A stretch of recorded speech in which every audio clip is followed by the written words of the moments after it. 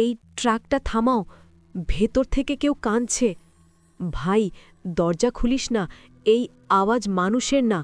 গভীর রাত, পেট্রোল পাম্পে একা কাজ করছিল রহিম। চারপাশ নিস্তব্ধ, শুধু মাঝে মাঝে কুকুরের ডাক। ঠিক তখনই একটা বিশাল ট্রাক এসে থামে।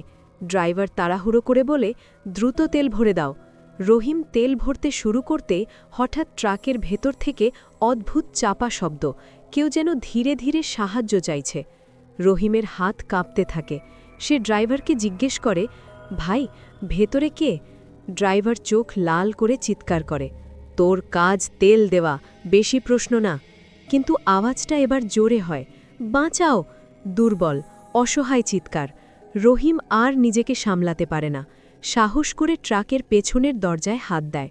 দরজা খোলার সাথে সাথে সে জমে যায়। ভেতরে বাঁধা অবস্থায় কয়েকজন মানুষ। রহিম চিৎকার করে পুলিশে ফোন দেয়। ড্রাইভার পালাতে গেলে লোকজন এসে ধরে ফেলে। সেদিন রহিমের সাহসেই কয়েকটা প্রাণ বেঁচে যায়। আপনি হলে কি সেই দরজা খুলতেন? কমেন্টে জানান।